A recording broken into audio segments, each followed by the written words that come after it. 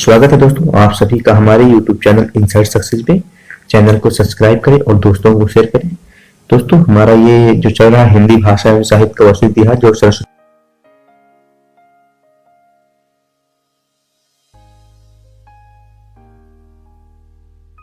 तो पार्ट 8 है हमारा। इससे पहले का वीडियो देखने के लिए आप वीडियो को डिस्क्रिप्शन में प्लेलिस्ट चेक कर सकते हैं।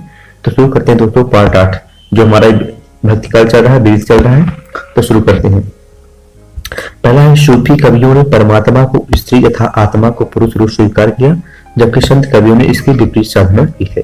तो सूफी कवियों ने परमात्मा को स्त्री माना है और आत्मा को पुरुष माना है, और जबकि संत कवियों ने परमात्मा को पुरुष माना है और आत्मा को स्त्री माना है। यही इसका कहना है। आगे है सूफी कवियों की प्रेम पद्धति में इश्क मजाजी जिसे लौकिक प्रेम से इश्क हकीकी अलौकिक प्रेम तक पहुंचने की कोशिश की है। तो सूफी कवियों को जो प्रेम पद्धति की है तो वो लौकिक प्रेम से अलौकिक प्रेम की पहुंचने की कोशिश की है। आगे है सूफी सिद्धांत में इश्क हकीकी तक पहुंचने के लिए साधक को निम्नलिखित चरण एवं अवस्थाओं से गुजरना पड़ता है। तो जो सूफी सिद्धांत है उसमें से लौकिक प्रेम तक पहुंचने के लिए उसके लिए निम्नलिखित अवस्थाएं गुजरना पड़ता है। तो चलते हैं आगे देखते हैं। तो जो उसके सूफी सिद्धांत के इस हकीकी लौकिक प्रेम तक पहुंचने के लिए निम्नलिखित चरण है, उसमें पहला है मनुष्य के 4 विभाग। तो मनुष्य के 4 विभाग में क्या क्या है? नफ्स, विषय, भोगवृत्ति, इंद्रिय से, और दूसरा है रूह, आत्मा या चित्र, और तीसरा है कल्ब यानी हृदय, और चौथा अक्ल यानी बुद्धि। और 4 जगत कौन कौन से हैं? तो अमलेना सूत भौतिक, और आमले मालकूट चित्त जगत, और आमले जबरूत आनंदमय जगत, और आमले लाहत यानी ब्रह्मा जगत। और साधक की 4 अवस्था क्या है? तो साधक की 4 अवस्था है शरीयत धर्म ग्रंथों का विधि निषेध, तरीकत हृदय की शुद्धता, और हकीकत भक्त उपासना से सत्यबोध, और मार्फत सिद्धावस्था या आत्मा परमात्मा से तो मिलन। तो ये है सूफी सिद्धांत में इस हकीकत तक पहुंचने के साधक को निम्नलिखित चरण एवं अवस्थाओं से गुजरना पड़ता है। तो ये अब की अवस्थाएं हैं। आगे है दोस्तों सगुण धारा। तो दोस्तों आगे देखते हैं सगुण धारा। शुरू करते हैं सगुण धारा। दोस्तों ध्यान रखेंगे, बहुत इंपॉर्टेंट है ये। सगुण भक्ति उद्भव एवं विकास। तो आचार्य रामचंद्र शुक्ल के अनुसार श्रद्धा और प्रेम के योग का नाम भक्ति है। तो आचार्य रामचंद्र शुक्ल क्या कहते हैं कि श्रद्धा और प्रेम के योग का नाम ही भक्ति है। ध्यान रखेंगे, बहुत इंपॉर्टेंट कथन है उनका, बहुत इंपॉर्टेंट है। आगे भक्ति साहित्य में प्रस्थान त्रयी उपनिषद गीता तथा ब्रह्म सूत्र को कहा गया है। तो भक्ति साहित्य में प्रस्थान त्रयी उपनिषद गीता तथा ब्रह्म सूत्र को कहा गया है। आगे नारद भक्ति सूत्र में भक्ति के 11 भेद माने गए हैं। तो नारद भक्ति में भक्ति कितने सूत्र माने गए हैं? तो 11 भेद माने।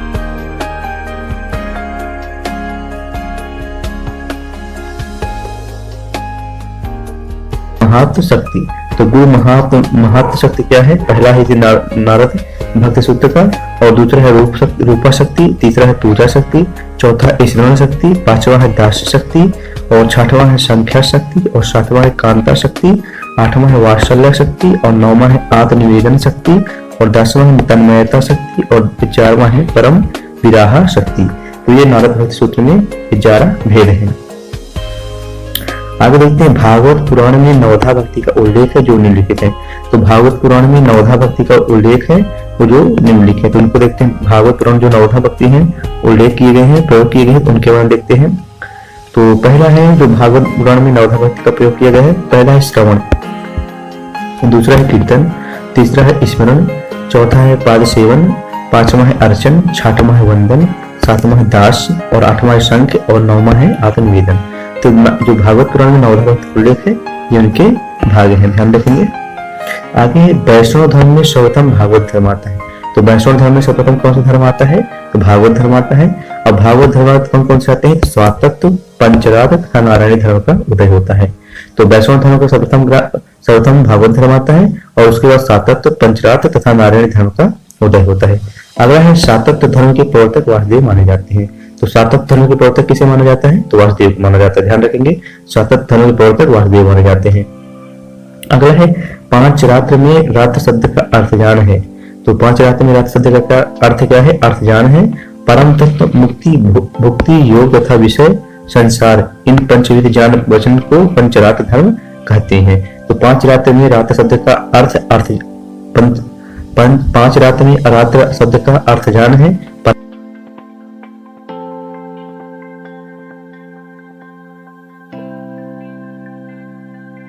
जाता है।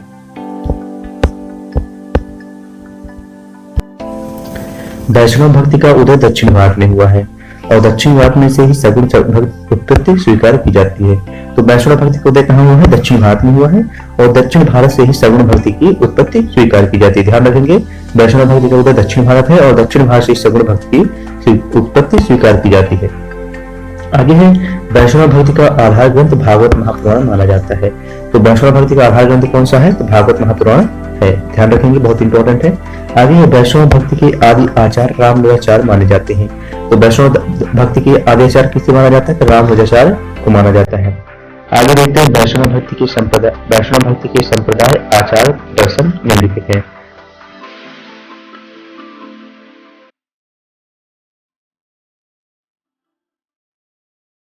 कि ये प्रवर्तक कौन है, उनकी जन्म गुरु कौन थे उनके, और दर्शन जन्म स्थान, इसके बारे में जानकारी पढ़ते हैं। पहला श्री संप्रदाय। तो श्री संप्रदाय के प्रवर्तक कौन है? तो श्री संप्रदाय के प्रवर्तक है रामानुजाचार्य। ध्यान रखेंगे, श्री संप्रदाय के प्रवर्तक कौन है? तो रामानुजाचार्य हैं। इनका जन्म कब हुआ? इनका जीवन काल क्या है? 1016 से 1127 ईस्वी तक। इनके गुरु क्या नाम है? यादव प्रकाश। और दर्शन कौन सा इनका था? विशिष्टाद्वैतवाद था। ध्यान रखेंगे, रामानुजाचार्य श्री संप्रदाय की स्थापना की थी और इनका दर्शन विशिष्टाद्वैतवाद की स्थापना की थी। और ये कहाँ इनका जन्म स्थान है? तो कांचीपुरम, दक्षिण भारत में। ध्यान रखेंगे। अगला है ब्रह्म संप्रदाय। तो ब्रह्म संप्रदाय के प्रवर्तक कौन है? मध्वाचार्य है। इनका जीवन काल क्या है? 1199 में। और इनका कौन सा दर्शन की स्थापना की? उन्होंने द्वैतवाद का स्थापना किया। और इनका जन्म स्थान कहाँ है? बेली ग्राम में। अगले जो संप्रदाय है रुद्र संप्रदाय। तो रुद्र संप्रदाय के प्रवर्तक कौन है? विष्णु स्वामी है। और इनका जीवन काल 1300 है 1300 है। और इनका दर्शन जो है शुद्ध द्वैतवाद है। और अगले है शनकादिक संप्रदाय। शनकादिक संप्रदाय की स्थापना किसने किया है? तो निम्बाचार्य ने किया है। 1114 से 1162 तक ईस्वी तक इनका जीवन काल है निम्बाचार्य का। और ये इनके गुरु का नाम था नारद मुनि था। और ये द्वैतवाद दर्शन की स्थापना की थी। और इनका जीवन स्थान जन्म स्थान है निम्बापुर, बेलर जिला। अगला है रुद्र संप्रदाय। रुद्र संप्रदाय की स्थापना किसने की? बल्लभाचार्य ने की। इनका जीवन काल 1478 से 1530 था।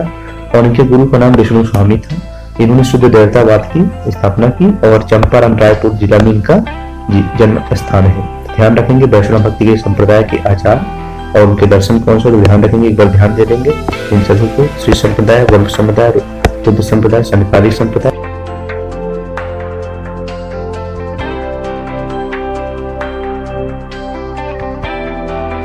इसका प्रवर्तक बल्लभाचार्य को मानते हैं। तो रुद्र संप्रदाय के आदि प्रवर्तक किसे माना जाता है? विष्णु स्वामी है। इसके आदि प्रवर्तक रुद्र संप्रदाय के आदि प्रवर्तक कौन है? विष्णु स्वामी है। किंतु कई विद्वान जो और आचार्य उनको कौन मानते हैं? बल्लभाचार्य को रुद्र संप्रदाय के प्रवर्तक मानते हैं। आगे दक्षिण भारत के वैष्णव भक्तों के अलवार कहते हैं। तो दक्षिण भारत के वैष्णव भक्तों क्या कहते हैं? अलवार कहते हैं। अलवारों ने कृष्ण और राम दोनों की आराधना की है। तो अलवारों ने कितनी भक्ति की है? तो कृष्ण और राम दोनों की आराधना की है। आगे है अलवारों का संबंध दक्षिण भारत के केरल प्रांत से, इनकी संख्या 12 है जो आग्रहित है। तो अलवारों का संबंध कहाँ से है? दक्षिण भारत से है या केरल प्रांत से है। और इनकी संख्या कितनी है? इनकी संख्या 12 है। उन 12 लोगों के बारे में जानते हैं। पहला है तमिल नाम, दूसरा नाम है संस्कृत नाम। तो तमिल नाम में आता है मोएगी अलवार। तो मोएगी अलवार क्या कहते हैं? संस्कृत में सर्वयोगिन कहते हैं। और दूसरा है भूतंता लवार, तो इन्हें भूत योगिन कहेंगे संस्कृत में। तीसरा है पहलवार, तो इन्हें महायोगिन या भ्रांत योगिन कहेंगे। और चौथा है नन्न अलवार, जिसे भक्तिसार कहेंगे। पांचवा है नन्नलावार, जिसे सटकोपाचार कहेंगे। और छठवें है मधुर कवि अलवार, तो मधुर कवि हो जाएंगे। और सातवें ही कुलशेखर अलवार, कुलशेखर हो जाएंगे। आठवां है पेरो अलवार, इन्हें विष्णु चरित हो जाएंगे। और अंडाल अड़वाल महिला गोरा, तो ये दक्षिण की मीरा है, ध्यान रखेंगे। अडाल अलवार महिला गोरा जिन्हें कहते हैं, ये दक्षिण की मीरा है, बहुत इंपॉर्टेंट है, ध्यान रखेंगे। और तोड़ा डिपोलो अलवार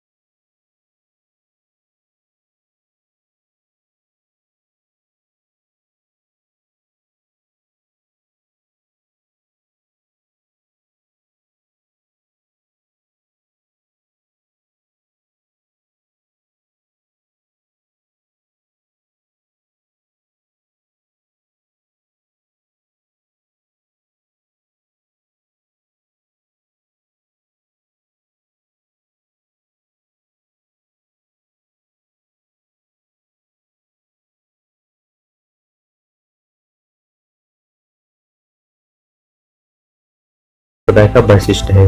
तो अहिंसावाद और प्रपत्तिवाद वैष्णव संप्रदाय का ही वैशिष्ट है, ध्यान रखेंगे। अगर प्रपत्तिवाद को शरणागत भी कहा जाता है। वैष्णव संप्रदाय में प्रपत्तिवाद या शरणागत के 6 अंग माने गए हैं। तो प्रपत्तिवाद को क्या कहा जाता है? शरणागति कहा जाता है। और वैष्णव संप्रदाय में प्रपत्ति या शरणागत के 6 अंग माने गए हैं। तो 6 अंग कौन कौन से हैं? पहला है अनुकूल का संकल्प, दूसरा है प्रतिकूल का त्याग, तीसरा है रक्षा का विश्वास, चौथा है कृतित्व वर्ण, पांचवा है आत्मनिक्षेप और छठवां है कर्मण्यता। तो प्रपत्तिवादी को क्या कहा जाता है? शरणागति कहा जाता है। और वैष्णव संप्रदाय में प्रपत्ति या शरणागत के 6 अंग माने जाते हैं, ध्यान रखेंगे। ये 6 अंग के नाम हम पढ़ लेंगे। अगर शंकराचार्य का जन्म 8वीं सदी के आसपास केरल में हुआ था। तो शंकराचार्य का जन्म कब हुआ था? 8वीं सदी के आसपास केरल में हुआ था, ध्यान रखेंगे। शंकराचार्य का जन्म 8वीं सदी के आसपास केरल में हुआ था। अगर शंकराचार्य ने अद्वैत वेदांत की स्थापना की थी तथा प्रस्थान त्रयी का भाष्य किया था। तो शंकराचार्य ने अद्वैत वेदांत की स्थापना की थी और प्रस्थान त्रयी का भाष्य किया था। शंकराचार्य गुरु का नाम गोविंद योगी था। शंकराचार्य ने स्मार्त संप्रदाय का प्रवर्तन किया जो पंचदेव उपासना पर आधारित है। तो शंकराचार्य के गुरु का नाम था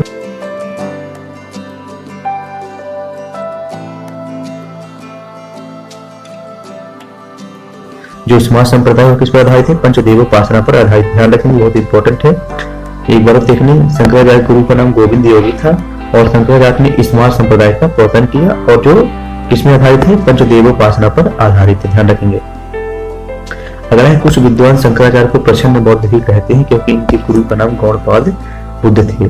तो कुछ विद्वान शंकराचार्य क्या कहते हैं? प्रसन्न बौद्ध कहते हैं। क्यों कहते हैं? क्योंकि इनके गुरु का नाम गौड़पाद बौद्ध था।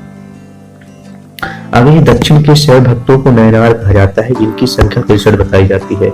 तो दक्षिण के शैव भक्तों को क्या कहा जाता है? नयनार कहा जाता है, ध्यान रखेंगे। दक्षिण के शैव भक्तों को नयनार कहा जाता है। उनकी कितनी संख्या है? 63 बताई गई संख्या, ध्यान रखेंगे। आगे दक्षिण के अलवार संतों की भाषा तमिल थी। तो दक्षिण के अलवार संतों की भाषा कैसी थी? तमिल भाषा थी, ध्यान रखेंगे। दक्षिण की अलवार संतों की भाषा तमिल थी। अलवारों में प्रसिद्ध एकमात्र महिला अंदाल गोदा को दक्षिण की मीरा कहा जाता है। तो अलवारों में मात्र एक महिला थी, क्या नाम था उनका? अंदाल या गोदा कहते थे और इन्हें दक्षिण का मीरा कहा जाता था। तो ध्यान रखेंगे दक्षिण का मीरा किसे कहा जाता है? तो गोदा महिला अंदाल गोदा को दक्षिण की मीरा कहा जाता है, बहुत इंपॉर्टेंट, ध्यान रखेंगे।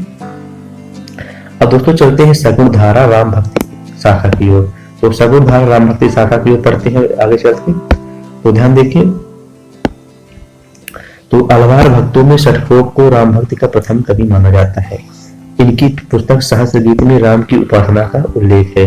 तो अलवार भक्तों में षटकोप को, जो षटकोप कवि हैं, इनको प्रथम कवि माना जाता है राम भक्ति में। और इनकी जो पुस्तक सहस्त्र गीत है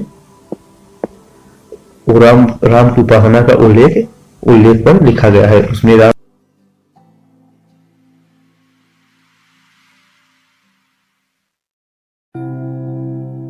से कुलशेखर वे भी राम के अनन्य भक्त थे। श्री संप्रदाय के आदि आचार्य रंगनाथ मुनि को राम भक्ति परंपरा का प्रथम आचार्य माना जाता है। तो श्री संप्रदाय के आदि आचार्य जिसे रंगनाथ मुनि हैं, तो राम भक्ति के प्रथम आचार्य माने जाते हैं, ध्यान रखेंगे। श्री संप्रदाय के आदि आचार्य रंगनाथ मुनि को राम भक्ति परंपरा का प्रथम आचार्य माना जाता है। आगे श्री संप्रदाय में विष्णु और लक्ष्मी की उपासना मान्य है। श्री संप्रदाय में किनकी उपासना मान्य है? विष्णु और लक्ष्मी का उपासना श्री संप्रदाय में मान्य है। रामानुजाचार्य ने अद्वैत वेदांत का अखंडन कर विशिष्टाद्वैतवाद की स्थापना की, जिसके अनुसार ब्रह्मा के ही अंश जगत के सारे प्राणी हैं। तो रामानुजाचार्य ने अद्वैत वेदांत का खंडन कर विशिष्ट द्वैतवाद की स्थापना की है, जिसके अनुसार ब्रह्मा के ही अंश जगत के सारे प्राणी हैं, ध्यान रखेंगे। अलवार षटकोप के पांच पीढ़ी के पीछे रामानुजाचार्य हुए। तो अलवार षटकोप के 5 पीढ़ी के पीछे रामानुजाचार्य हुए थे, ध्यान रखेंगे। रामानुजाचार्य को शेष या लक्ष्मण का अवतार माना जाता है। तो रामानुजाचार्य को किसका अवतार माना जाता है? शेष या लक्ष्मण का अवतार माना जाता है। श्री संप्रदाय के प्रधान गद्दी तोतांड्र में स्थापित है। तो श्री संप्रदाय के प्रधान गद्दी कहाँ है? तोतांड्र में स्थापित है, ध्यान रखेंगे। रामानुजाचार्य की 14वीं और 15वीं शिष्य परंपरा में सुप्रसिद्ध स्वामी रामानंद हुए। तो रामानुजाचार्य के 14वीं और 15वीं सदी में शिष्य परंपरा में सुप्रसिद्ध कौन हुए? स्वामी रामानंद उनके शिष्य हुए थे। हिंदी वाद्य काव्य के पुरस्कर्ता रामानंद माने जाते हैं। तो हिंदी में राम काव्य के पुरस्कर्ता किसे माना जाता है? तो रामानंद को माना जाता है। हजारी प्रसाद द्विवेदी ने लिखा है कि मध्य युग की समग्र स्वाधीन चिंता के गुरु रामानंद ही थे। तो हजारी प्रसाद द्विवेदी क्या लिखते हैं कि मध्य युग के समग्र स्वाधीन चिंता के गुरु कौन थे? रामानंद ही थे। रामानंद के गुरु का नाम राघवानंद था। तो रामानंद के गुरु क्या नाम था? राघवानंद था। ध्यान रखेंगे, रामानंद के गुरु क्या नाम था? राघवानंद था। हजारी प्रसाद द्विवेदी ने रामानंद को आकाश धर्मा गुरु कहा है। तो ध्यान रखेंगे, हजारी प्रसाद द्विवेदी ने रामानंद को क्या कहा है? आकाश धर्मा गुरु कहा है। बहुत इंपॉर्टेंट, ध्यान रखेंगे। अगर राघवानंद ने उत्तर भारत में राम भक्ति का प्रवर्तन किया, परंतु इसे प्रतिष्ठित और प्रसारित रामानंद ने किया। तो राघवानंद ने उत्तर भारत में राम भक्ति का प्रवर्तन किया था। तो उत्तर भारत में प्रवर्तन राम भक्ति कौन किया था? तो राम भक्ति प्रवर्तन उत्तर भारत में राघवानंद ने किया था, परंतु इसे प्रतिष्ठित और प्रसारित किसने किया था? तो रामानंद ने किया था। रामानंद ने 14वीं सदी में वर्तमान थी इनके रचित प्रमुख ग्रंथ है। तो रामानंद की जो 14वीं सदी प्रमुख ग्रंथ कौन से? तो वैष्णव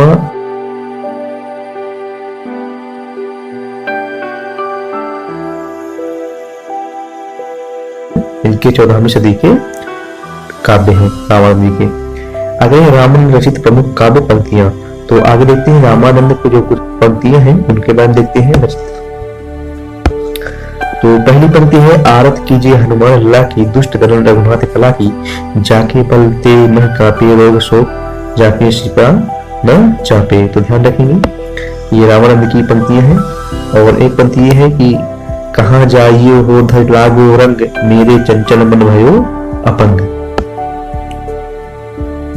ध्यान रखेंगे लाइन की रामानंद की लाइन है, रामानंद ने रामावत संप्रदाय की स्थापना की। इस संप्रदाय के लोग बैरागी नाम से प्रसिद्ध हुए। तो रामानंद ने कौन संप्रदाय की स्थापना की? तो रामावत संप्रदाय की स्थापना की।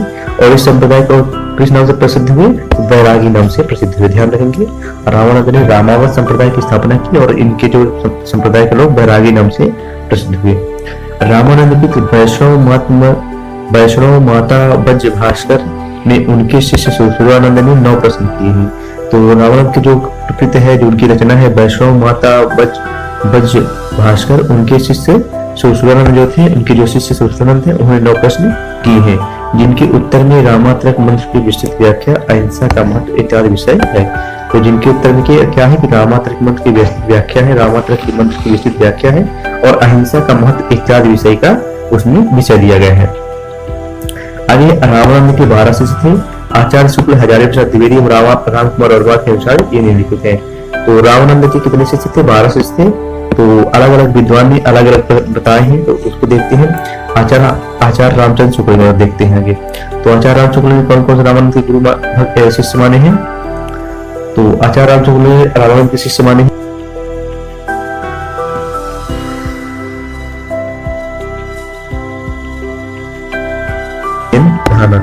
तो आचार्य राम शुक्ल ने रामानंद के इतने भक्त 12 शिष्य माने हैं। और हजारी प्रसाद द्विवेदी के अनुसार कौन कौन भक्त हैं, शिष्य हैं रामानंद की?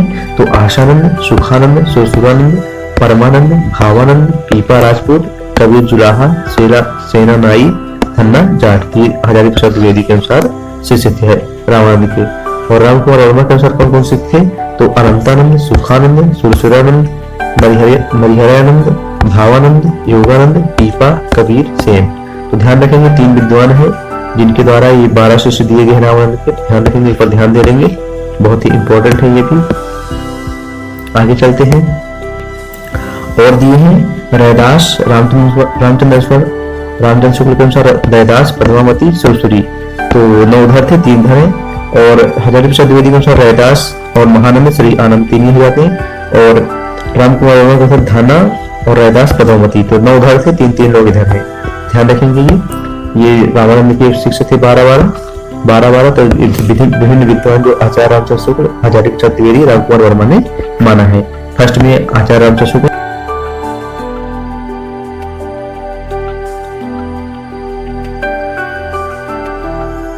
प्रथम गलता अजमेर राज्य में रामानंद संप्रदाय की गद्दी स्थापित की। तो अनंतानंद के शिष्य जो कृष्णदास थे, पैहरी सर्वप्रथम गलता अजमेर राज्य में रामानंद संप्रदाय की गद्दी स्थापित की है। आगे चलते हैं। रामानंदी संप्रदाय में गलता को उत्तर भारत का उत्तर तोताम्र कहा जाता है। तो रामानंदी संप्रदाय में गलता को क्या कहा जाता है? उत्तर भारत का तोताम्र कहा जाता है, ध्यान रखेंगे। आगे है, गलता में पहले नाथपंथी योगियों का अधिकार था। तो गलता में पहले किसका अधिकार था? तो नाथपंथी योगियों का अधिकार था गलता में, ध्यान रखेंगे। गलता में पहले किनका अधिकार था? तो नाथपंथी योगियों का अधिकार था। अजमेर के राजा पृथ्वीराज पयाहारी जी के शिष्य बने। पयाहारी के दो प्रसिद्ध शिष्य हुए, अग्रदास और कीलादास। तो अजमेर के राजा पृथ्वीराज पयाहारी जी के शिष्य बने, कौन बने? तो पयाहारी जी कितने शिष्य बने? दो बने, कौन कौन थे? अग्रदास और कीलादास बने। कीलादास ने राम भक्ति में योग अभ्यास का मिलकर एक तपसी शाखा की स्थापना की। तो कीलादास ने राम भक्ति की योग व्यवस्था को मिलकर एक तपसी शाखा की स्थापना की है। कीलादास के शिष्य द्वारकादास थे। इनके संबंध में नावादास ने भक्तमाल में लिखा है, अष्टांग जोग तन तागियो द्वारकादास जानो दूनी। तो कीलादास के कौन शिष्य हुए? द्वारकादास हुए। इनके संबंध में नावादास ने भक्तमाल में क्या लिखा है? जो नावादास की रचना भक्तमाल है उसमें क्या लिखी है कि अष्टांग जोग तन त्यागियो द्वारकादास जानो दुनी दुनी। आगे है, अग्रदास ने राम भक्ति परंपरा में रासिक प्रभाव का समावेश कर रसिक संप्रदाय की स्थापना की। तो अग्रदास ने राम भक्ति परंपरा में रसिक भाव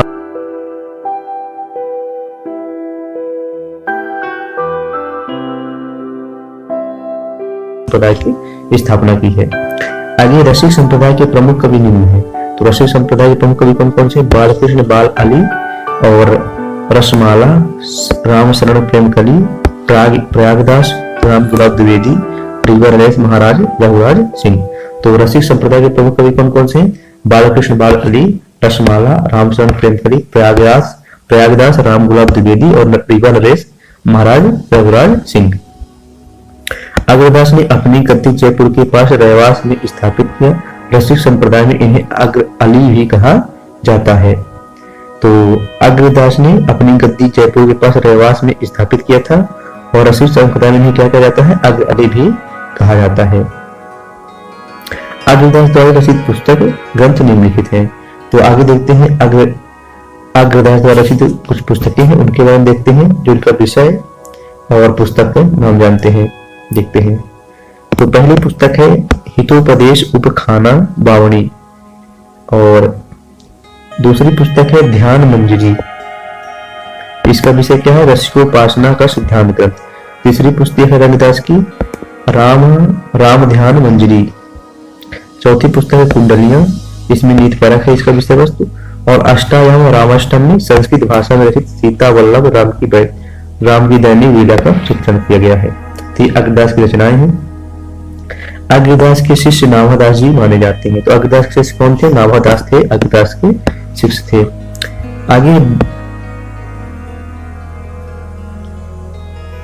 विष्णुदास ग्वालियर नरेश डोगरेंद्र के राजकवि थे। इनके द्वारा लिखित ग्रंथ निम्नलिखित हैं। तो विष्णुदास ग्वालियर नरेश डोगरेंद्र के राजकवि थे। विष्णुदास जो थे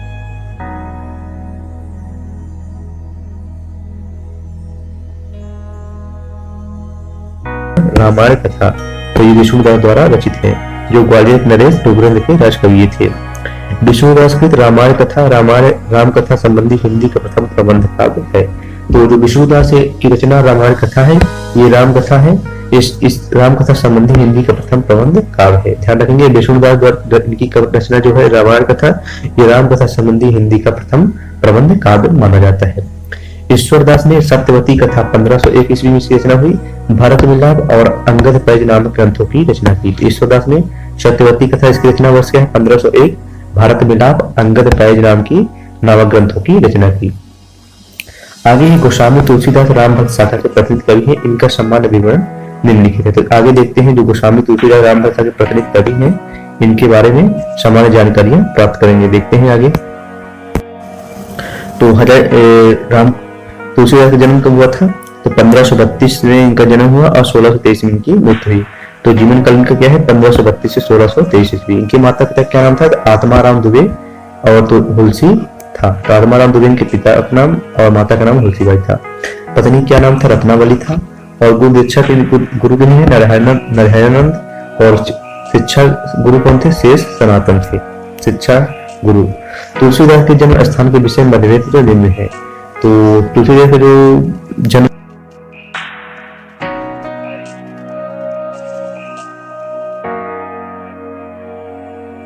शंकर द्विवेदी, हजारी प्रसाद द्विवेदी, रामनरेश त्रिपाठी, रामदत्त भरद्वाज, भरतचंद्र तो ये लोग मानते हैं सुकूर खेत सोरो जिला एटम मानते हैं कि जन्म स्थान। और लोग और इतिहासकार हैं जो मानते हैं राजापुर जिला बाबा में। तो कौन कौन मानते हैं? तो बेनी माधव दास, महात्मा रघुवर और शिव सिंह सेंगर, राम गुलाब द्विवेदी, आचार्य रामचंद्र शुक्ल। तो इनका जन्म स्थान कहाँ मानते हैं? जिला बादा राजापुर मानते हैं। इनका स्थान कौन कौन? बेनी माधव, महात्मा रघुवर दास, शिव सिंह सेंगर, राम गुलाब द्विवेदी, आचार्य रामचंद्र शुक्ल जी। तुलसीदास का जन्म स्थान राजापुर जिला बादा में मानते हैं। आगे है आचार्य रामचंद्र शुक्ल ने तुलसीदास को स्मार्ट वैष्णव मानते हैं। तो आचार्य राम शुक्ल ने तुलसीदास क्या मानते हैं? स्मार्ट वैष्णव मानते हैं, ध्यान रखेंगे, इंपॉर्टेंट है। आचार्य शुक्ल के अनुसार हिंदी काव्य की प्रौढ़ता का युग आरंभ गोस्वामी तुलसीदास से द्वारा हुआ है। तो आचार्य राम शुक्ल क्या कहते हैं कि हिंदी काव्य की प्रौढ़ता के युग का आरंभ गोस्वामी तुलसीदास द्वारा हुआ है। तुलसीदास के महत्व संदर्भ में विद्वानों की कही उक्तियां निम्न है। तो तुलसीदास के बारे में प्रमुख विद्वान कुछ बातें की हैं, उक्तियां दी हैं, शब्द बोले हैं, कथन है उनका, तो उनका कथन देते हैं। तो तुलसीदास जो नामदास क्या बोले हैं, तुलसीदास प्रमुख क्या कथन उनका? नामदास का क्या कथन तुलसीदास के लिए कि काल काल का वाल्मीकि। तो काली काल का वाल्मीकि किसने कहा है तुलसीदास को? तो नामदास ने कहा, ध्यान रखेंगे, बहुत इंपॉर्टेंट है। स्मिथ ने क्या कहा है? तुलसीदास को मुगल काल का सबसे महान व्यक्ति कहा है, ध्यान रखेंगे। गियर्सन ने क्या कहा है? बुद्ध देव के बाद सबसे बड़ा लोक नायक। तो गियर्सन ने क्या कहा है? बुद्ध देव के बाद सबसे बड़ा लोक नायक तुलसीदास कहा है। मधुसूदन सरस्वती ने क्या कहा है? आनंद काननी कशिश डग मस्तुलसी तरु कविता मंजरी यश राम भ्रमर भूषता। तो ये कथन किनका है? ये मधुसूदन का है, मधुसूदन सरस्वती का है, जो तुलसीदास के लिए बोले हैं। रामचंद्र शुक्ल क्या कहते हैं कि इनकी वाणी की पहुंच बहुत मनुष्य के सारे भाव व्यवहारों तक है। एक और तो वह व्यक्तिगत साधना के मार्ग में विराजमान शुद्ध भागवत भजन के उद्देश्य करती, दूसरी ओर लोक पक्ष में आकर पारिवारिक और सामाजिक कर्तव्यों का सौंदर्य दिखाकर बुद्ध करती। ध्यान रखेंगे आचार्य राम शुक्ल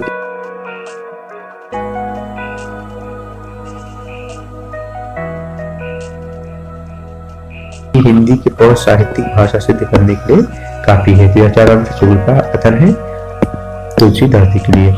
और भी आचार्य राम शुक्ल कहते हैं कि तुलसीदास उत्तरी भारत के श्रमिक जनता के हृदय मंदिर में पूर्व प्रेम प्रतिष्ठा के साथ विराज रहे हैं। तो आचार्य राम शुक्ल क्या कथन है कि तुलसीदास जी उत्तरी भारतीय श्रमिक जनता के हृदय मंदिर में पूर्व प्रेम प्रतिष्ठा के साथ विराज रहे हैं। हजारी प्रसाद द्विवेदी ने क्या कहा है कि भारतवर्ष का लोकनायक वही हो सकता है जो समन्वय करने पर अपार धैर्य लेकर आया हो। आगे रामविलास शर्मा ने क्या कहा कि जाति कवि का है। तो तुलसीदास को जाति कवि किसने कहा है? तो रामविलास शर्मा ने कहा है, ध्यान रखेंगे, बहुत इंपॉर्टेंट है। तुलसी को जाति कवि किसने कहा है? तो रामविलास शर्मा ने कहा है। और अमृतलाल नागर ने क्या कहा है? मानस का हंस कहा है। तो मानस का हंस तुलसीदास किसने कहा है? तो अमृतलाल नागर ने कहा है। गोस्वामी तुलसीदास रावणाचार्य के श्री संप्रदाय और विशिष्ट द्वैतवाद से प्रभावित थे। इनकी भक्ति भावना दास भाव की थी। तो गोस्वामी तुलसीदास रावणाचार्य के जो शिव संप्रदाय और विशिष्ट द्वैतवाद की स्थापना की थी, उनसे प्रभावित थे और इनकी भक्ति भावना दास भाव की थी। गोस्वामी तुलसीदास के गुरु परंपरा का क्रम इस प्रकार है। तो देखते हैं गोस्वामी तुलसीदास की गुरु परंपरा के। तो पहले राघवानंद, रामानंद, अनंतानंद, नरिहरानंद, नरिहरदास या तुलसीदास, इनके गुरु का क्रम है, ध्यान रखेंगे। रत्नावली के निम्न कथन पर तुलसीदास ने वैराग्य धारण किया है। तो रत्नावली का जो कथन है उसके बाद वैराग्य धारण किया। क्या कथन है? लाज न लागत आव को दौर आयु साथ, धिक धिक ऐसे प्रेम को कहाँ कहो मैं नाथ, अस्थि चरण देह मम तामय जैसी प्रीति तैसी जो सी।